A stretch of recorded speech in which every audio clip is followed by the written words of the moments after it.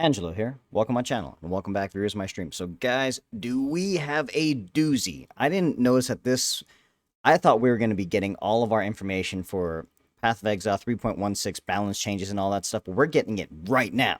Today is 10/5/2021 or October 5th, 2021. There's 9 days until the 3.16 live stream, which is going to basically tell us everything about this. But they're giving us a sneak peek. They letting us in on the action now. So let's break into it, guys. This is the Path of Exile 3.16, Part 1, Flasks and Ailment Mitigation. Now, this is something that we were kind of all talking about and hoping. This was posted about a little over 3 hours ago. So I'm a little late, but let's get this through. So here we go.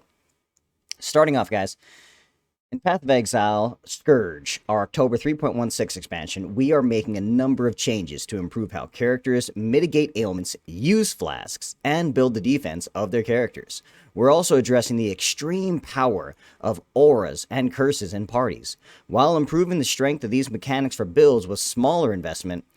Finally, we're changing elemental overload and elemental equilibrium and massively buffing elemental damage over time to be less dependent on them. We're planning to share our balance changes across across 3 news posts. Part 1 covers ailment mitigation and flask improvement. Part 2 covers the core character defense and recovery, and Part 3 covers auras, curses, and elemental damage over time. Today, we're talking about ailment mitigation and flask improvements, and we will share Part 2 and 3 in the subsequent days. I've assembled this article as a set of identified problems and our intended solutions. Below each solution are the specifics of what we're currently intending to change. Please note that we are still in a couple of weeks out from release. Anything here is subject to change based on our further testing and your feedback. Alright guys, let's get into it. So, starting off first, ailment mitigation. The problem. In 3.15, we changed how flasks prevent ailments and curses on you, but didn't provide enough reasonable alternatives for mitigating ailments. The solution? Introduce a large number of options and improve existing options for characters to deal with ailments. Characters should now be able to pick between reservation skills that mitigate ailments, remove effects reactively with life or mana flasks, gain immunity at a cost through utility flasks, or use improved modifiers on items and the passive tree to mitigate ailments and curses. Wait, on the passive tree? Wow, so they're adding some passive, so they're either going to add some skills or they're going to modify some skills. Interesting. That's a solution. So next, specifics. Certain skills now have mitigate ailments. Purity of Elements now grants you and nearby allies are immune to all elemental ailments, and you and nearby allies gain plus 20 to 34% to all elemental resistances, previously 12 to 27%. Now has a reservation of 50%, previously 35. Ooh, this is going to hit the aura bots so hot. Yeah, I can hear that. I can see that now. Anomalous purity of effect of elements no longer grants you and nearby allies have plus 0 to 2% chance to avoid elemental ailments. Instead, it now grants 0 to 10% increased area of effect, or effect of aura. Interesting. Eternal Labyrinth enchantment for Purity of Elements reservation has been changed to match the values of other 50% reservations. So I think it's like 15 or 20% now, something like that. Maybe even like 25. I think it's a little higher. I forgot exactly what it is. Steel Skin buff now grants you are immune to bleeding during effect. Wow. So that is a super buff to Steel Skin. Tempest Shield is now a reservation effect and grants immunity to shock as mentioned below. Interesting. Interesting. Utility flasks now have modifiers that grant immunity to an ailment during flask effect, but lessen the duration of the flask. This takes the place of modifiers that give a specific ailment immunity if used while the ailment is active. For example, immunity to bleeding corrupted blood during flask effect, 35 to 39% less duration. Interesting, okay. New tiers of modifiers that give immunity to an ailment if used while the ailment is active have been added to life and mana flasks. Finally, thank you. Providing up to 17 seconds of immunity at the highest tier. Allied Consecrated Ground now grants 50% reduced effect of curses on you while standing on it. Okay, cool. A rebalance of passive clusters. Oh, clusters. So it's clusters. Okay, that provide ailment protection as well as new passives across the passive tree. Oh, so they're both. All right. Between the Templar and Witch, Asylum now grants chaos resistance as well as protecting against curses instead of increasing consecrated ground effect. Okay, I'm cool with that. Between the Witch and Shadow, there is a new cluster for protection against poison, bleeding, and stun. Interesting. Damn, that's Witch and Shadow? That's fucking, what is it, north, east? Eesh. Maybe, I mean. And new source of protection from stun, curses, critical strike, and ailment, as well as more specialized mechanic like corrupted blood, maim, hinder, and impale. Interesting. Okay. New keystone passives added to the center of the tree, which causes intelligence to provide no inherent bonus to energy shield, but instead reduces elemental ailment duration on you. Interesting. Interesting. All right. And continuing on, guys, here we go with the Pantheons. Many Pantheon powers have been updated to better mitigate ailments. Some Pantheon modifiers have been updated to be more of a choice with others. Soul of Bryankeen, upgraded Soul of Bryankeen Pantheon now grants cannot be frozen, instead of you cannot be frozen if you've been frozen recently. Yeah, that makes sense. Okay, that's much better. Soul of Arakali no longer grants 10% chance to avoid lightning damage from hits. It now grants 10% reduced damage taken from damage over time, previously 5%.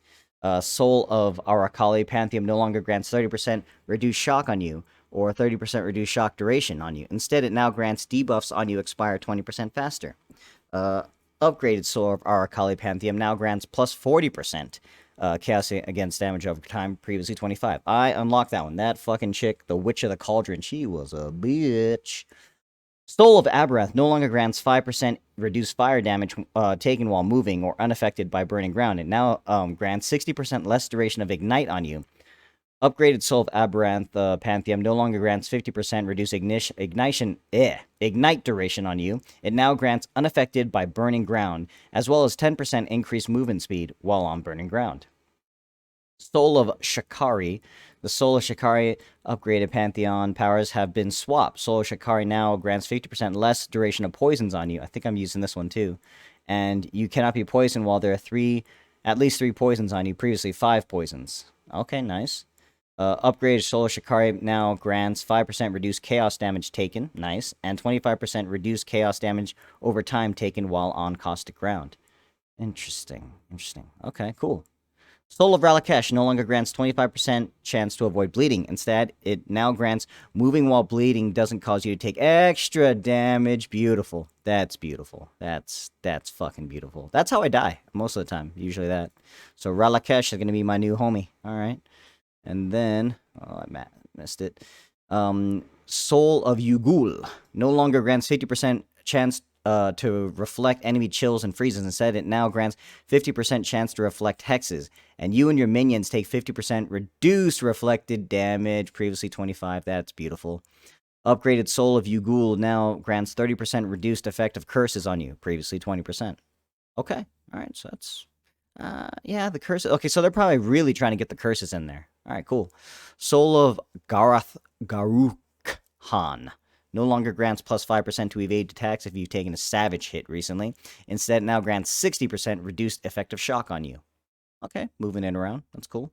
And Soul of Tukohama now grants, while stationary, up to 3% additional physical damage reduction every second, up to a maximum of 9%. Previously 2%, up to a maximum of 8%. So it's a 1%er. That's fine. Upgraded Soul of Tukohama no longer grants stationary, gain 0.5% life regeneration per second, every second, up to a maximum of 2. Instead, it grants regenerate 2% of life per second while That's so much better. Yeah, alright, so that's just good buffs all around. I like it. Next, crafting modifiers have been updated. The Veiled modifier on body armor that had granted 25 to 30% chance to avoid ailments and being stunned now grants 30 to 35% chance. Crafting bench version, this modifier has been updated accordingly. So it's going to be like 27 to like 29 or 25 to 29 or like something like that. The reduced effect of chill and shock on you crafting bench option now grants 30 to 40% chance. Previously 21 to 25. Cool. Okay. It's not bad. Added the following new craft to the bench modifier. Shields. Take no extra damage from bleed while moving. Wow, that's a good bench modifier. Belt. plus 36/43% chaos resistant to damage over time. I like that. Boots, 50 to 60% chance to avoid bleeding. I like that too. Rings, 50 to 60 reduce ignite duration. Rings, reduce chill, shock, curses, free. Oh, helmet is 15 to 20% freeze. Oh, curses went down. It's not 50 60, it's 20 25. And avoidance crafting bench options are now called ailment, stun, and curse mitigation. Updated crafting bench modifier unlock locations. Ooh, what is this? Rank 2 attribute crafting bench are now unlockable in the Western Forest in Act 6. These were previously unlocked in the Ascend in Act 4. Oh, so they're moving it a little further up. Okay, gotta get a little farther. Rank 3 attributes crafting are now unlocked in maps. Ooh, these are previously unlocked in the Western Fortress Act 6. So basically, they want you to make it to endgame. Rank 1 ailment, stun, and curse mitigation crafting bench option now unlocked in the Ascent in Act 4. These are previously unlocked in the maps. Oh, nice. Okay, so that's cool. Before they had it where you would get the ailment, stun, curse mitigation at the end because that's when they thought it was a big deal. But now with all these changes, okay, cool. So now just a giant swaparoo. The new belt crafting option is unlocked with the other reduced damage over time crafting option. This unlock was in the Incursion Temple, but is now found in the maps. The remaining new crafting options are unlocked almost alongside other ailment, stun, curse mitigation crafting options in the Ascent in Act 4. The modifier level of the existing modifiers in rank 1 ailment, stun, curse have been lowered, so in the item level requirement of the item is appropriate if you can use this craft during the campaign. Cool. There we go. Updated certain rare item modifiers and added some new ones. Shields. Chance to avoid elemental stun status ailments can now roll as a suffix on all shields. Oh, okay. Previously, it was just dexterity shields. All right, cool. Or just, no, I guess it was only around that. Next, the Tier 1 chance to avoid all elemental status ailments modifier can now be granted up to 35% chance. Previously, 23%. Lower tier modifiers have been adjusted accordingly. Next, we are up to influenced items, boys. The chance to avoid ignite, freeze, shock modifiers on Crusader boots and quivers now scales up to 60% chance. Previously, only 45%. That is a very good thing. Very good thing.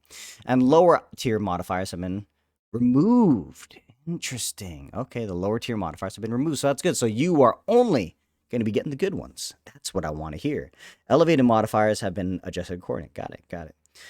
The chance to avoid poison and bleed modifiers on Hunter boots now scales up to 50% chance, previously 35%, and lower tier modifiers have been removed. Okay, same thing, nice. Chance to avoid all elemental status ailments modifier on Shaver boots now scales up to 35%, previously 25%, and lower tier modifiers have been removed. Yep, same thing. Everything's been adjusted accordingly. The chance to avoid stun modifiers on the Redeemer boots, gloves, quivers now scales up to 35. Previously, that's kind of low. 35, previously 30. The lower modifier has been removed and adjusted accordingly. The reduced ignite, freeze duration on and reduced shock effect on Crusader helmets now scales up to 60%. Ooh, that's a nice one. Previously 45. And lower tier has been removed and elevated. The curse effect modifiers on Shaper rings now scales to 40%. Reduced. Previously 35. Lower tier have been removed. Moving while bleeding doesn't cause you to take extra damage modifier can no longer roll on Hunter shields. Well, if you have any of those are going to be legacy. Okay, next. Improved avoidance values on essences. Chance to avoid shock, freeze, ignite modifiers on belts, helmets, boots, and essence of torment, suffering, anguish. Now scales up to 60%. Previously 44%. Lower tier modifiers have been adjusted accordingly. Improved avoidance suffix modifiers on Abyss Jewels.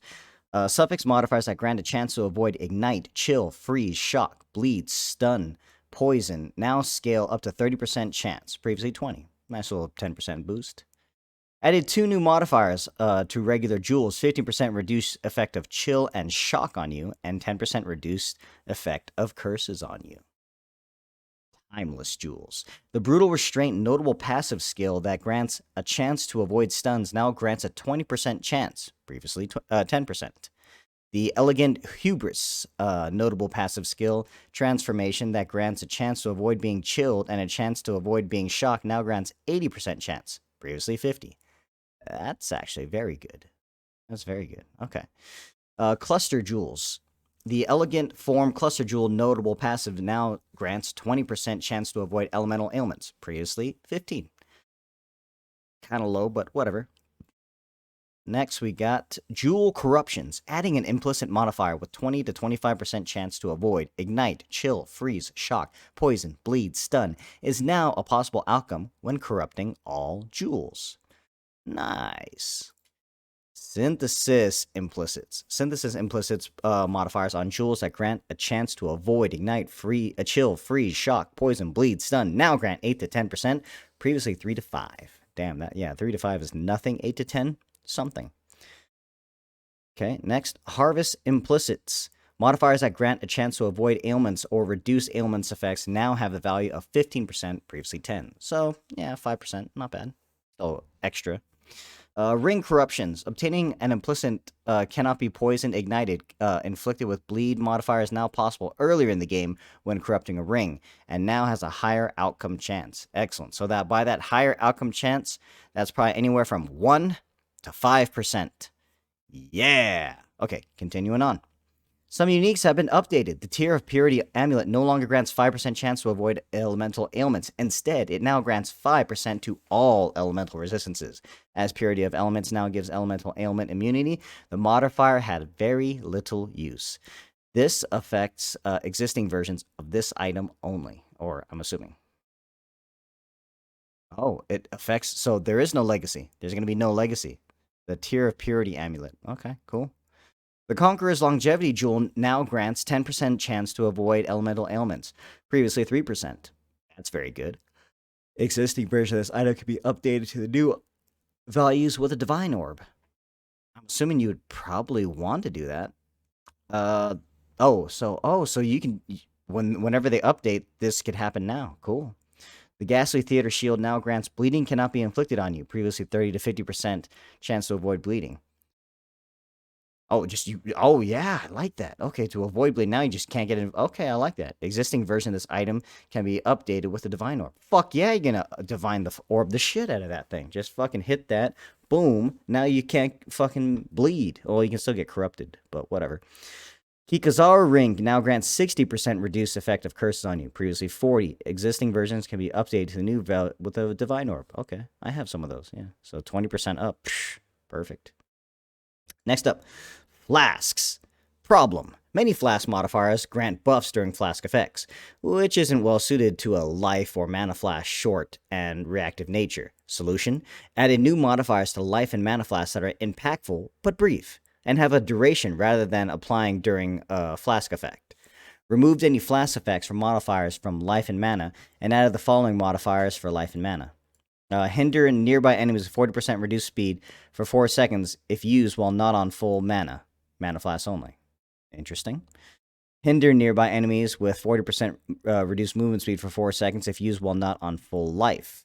Okay, so basically a hinder for mana and life. Okay, life and mana flasks only. Grants immunity to hinder for 17 seconds if used while hindered. Grants immunity to maim for 17 seconds if used while maimed. Recover an additional 40% of life over 10 seconds if used while not on full life. Life flasks only. Interesting. Problem. Utility flasks are usually used proactively, but the ailment protection modifiers introduced in 3.15 work by reacting to an ailment on you. Solution. Replace the ailment removal modifier on utility flasks which have with one that grants ailment immunity but less duration flasks. Note that base durations on utility flasks have been increased to compensate. See below. Added new modifiers to the utility flasks for mitigating ailments, as well as adding more tiers to existing modifiers that are now only found on life and mana flasks, as noted above. We have also added these ailment immunity modifiers to utility flasks as beast crafting options. Excellent. So they got to hit up Einhar. Immunity to bleeding and corrupted blood during flask effects. 35% less duration at the highest tier. Cool. All right, I'm down with that. Immunity to poison during flask effect. 35% duration at the highest tier. Immunity to shock during flask effect. 35% less duration at the highest tier. Immunity to ignite during flask effect. Removes burning on use. 35%. Okay, less tier. And freeze and chill flask effect. 30%. 35% less duration at highest tier. Problem. Utility flasks are sustainable with enough character damage and clear speed, but there aren't any easy ways to assign utility flasks for less powerful characters. Agree. Add some new modifiers and improve existing modifiers on flasks that affect the duration or charge gain. Add some new passive skills to sustain flasks. Extend the base duration of utility flasks to reduce how often they need to be used. Specific new modifiers that help extend flask uptime. 66% increased charge recovery, 25% reduced effect. Alrighty. Extending utility flask duration. Quicksilver, diamond, granite, jade, quartz, and silver flasks now last 6 seconds, previously 4. Ruby, sapphire, topaz, aquamarine, sulfur, basalt, stibnite,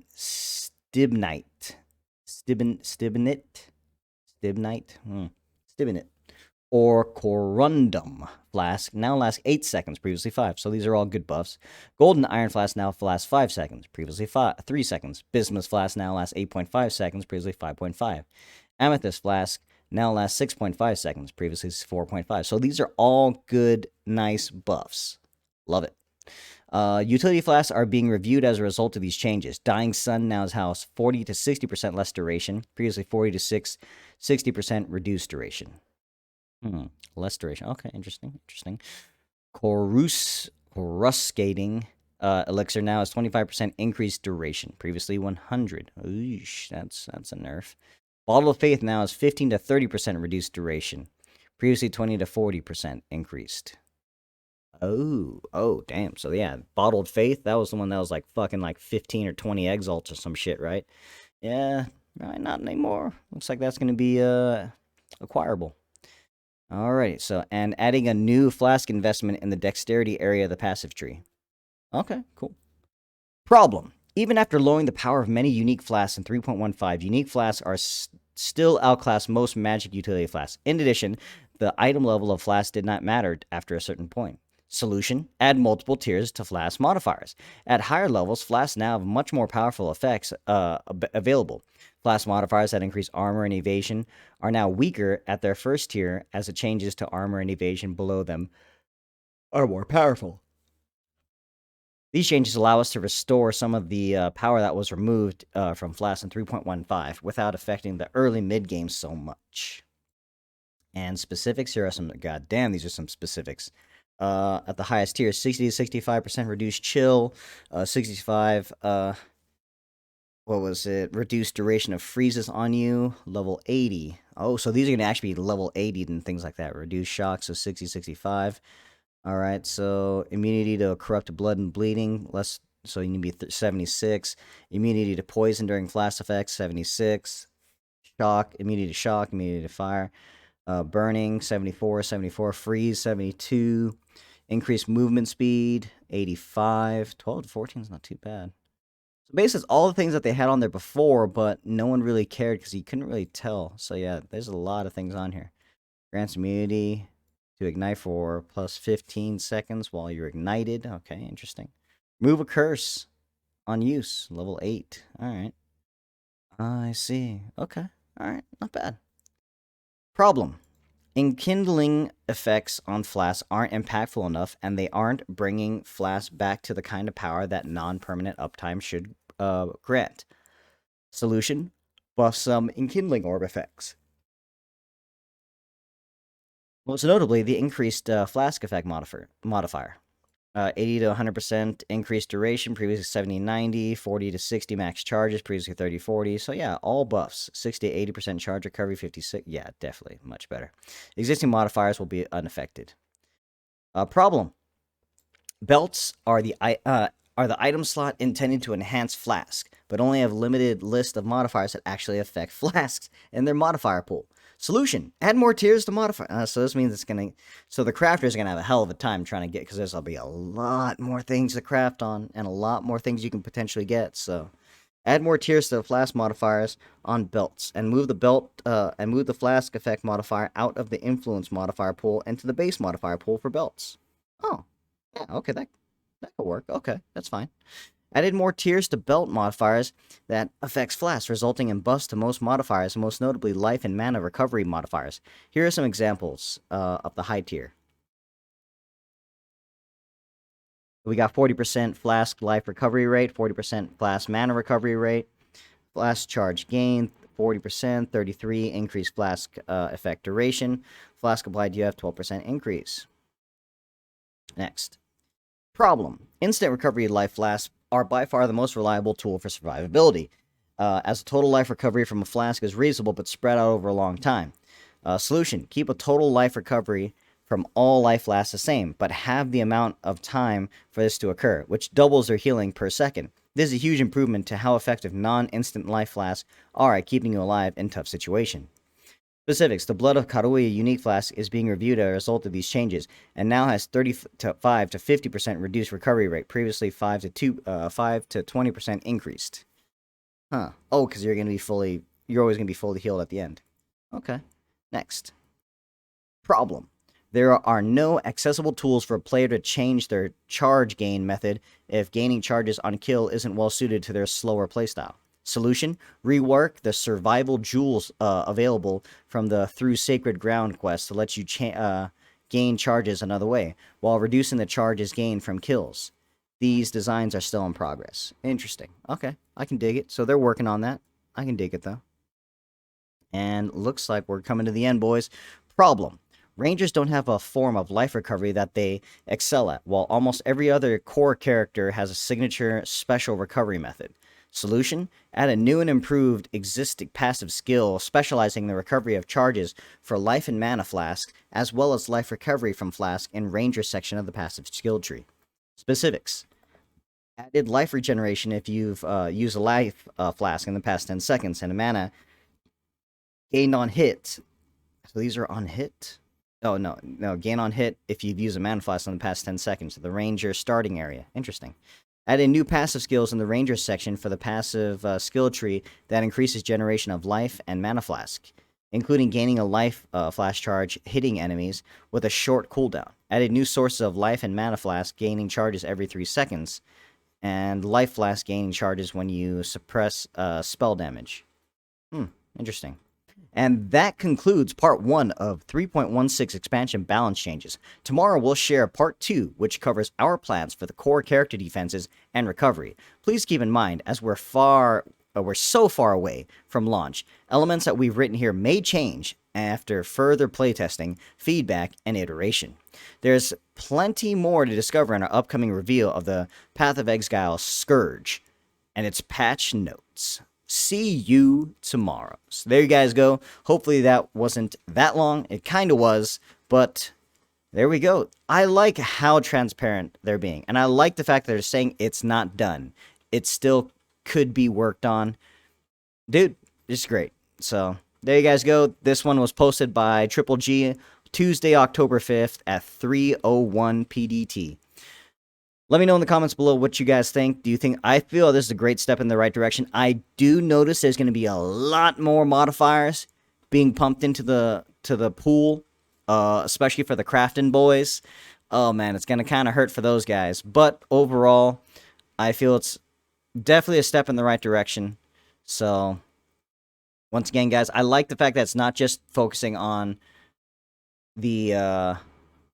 ailments. It's not just focusing on Flask. It's focusing on everything. And then they're changing stuff. I also like how they're taking away some of the things that were like specific to influenced items and putting in the main pool.